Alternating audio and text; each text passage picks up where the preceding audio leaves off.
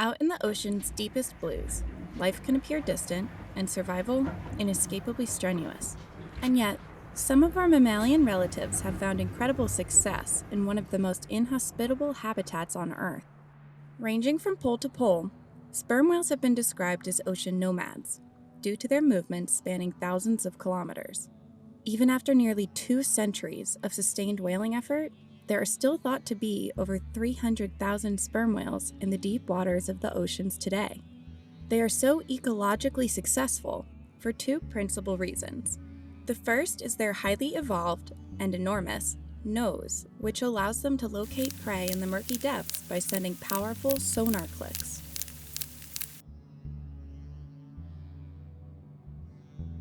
The second is their social system, a society organized around females who cooperatively care for their young to ensure that vulnerable calves are protected in a dangerous ocean.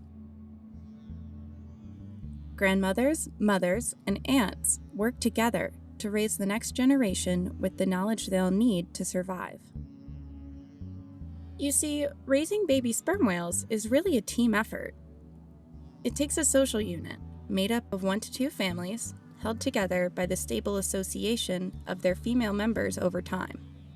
Social units will also interact and even cooperate in childcare with other social units, so long as they share the same unique vocal dialect.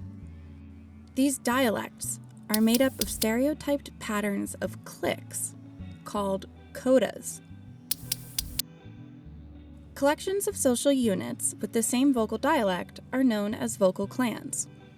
Vocal clans can include many different families. And despite not necessarily knowing each other, these whales share a set of unique, culturally inherited behaviors, social vocalizations, and survival knowledge, all because they belong to the same vocal clan. Scientists have documented clans based on their distinct codas across the globe, sometimes overlapping in geographical range.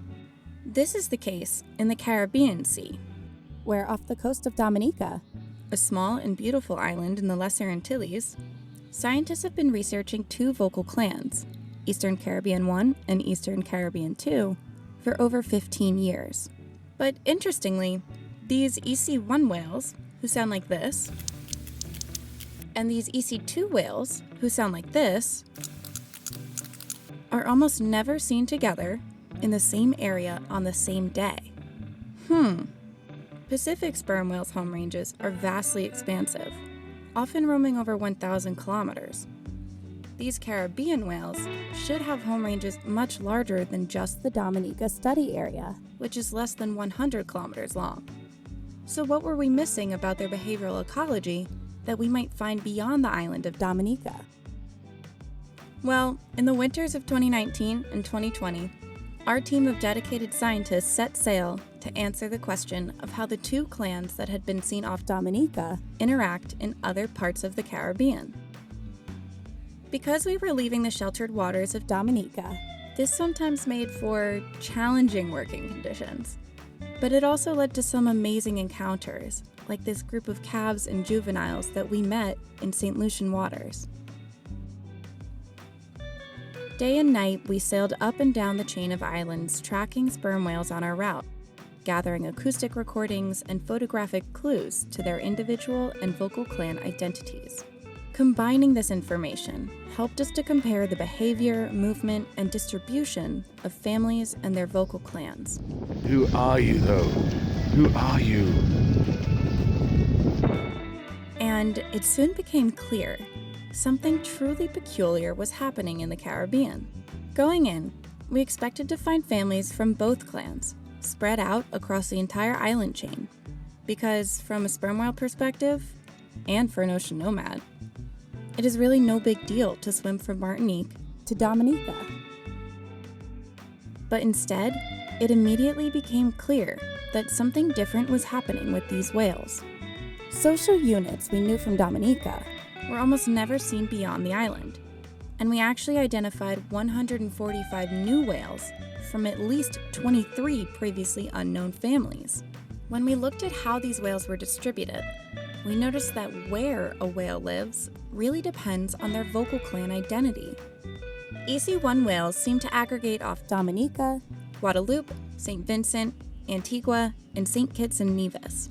EC2 whales could be found in Martinique and St. Lucia, and there was little overlap between the two clans. And we even found a potential third new and rare vocal clan in the area, who sound like this. Taken all together, our results revealed a very striking pattern. For the 2 years we studied them, these whales were dividing habitats between themselves on the basis of vocal clan identity, even though the distances between these areas are trivial for any sperm whale to swim. This is very different from what we know of Pacific sperm whales, who have much larger societies and movements. These Caribbean sperm whales are just not as nomadic as their counterparts. So it seems that sperm whales' culture is adaptive and allows for ecological specialization and habitat partitioning on flexible scales. Our team's research writes a new narrative for the function of sperm whale societies in shaping their population structure, one mediated by their culture, embedded in the links between generations, passing down vocal clan identity. Culture allows sperm whales to be successful both as ocean nomads and island specialists.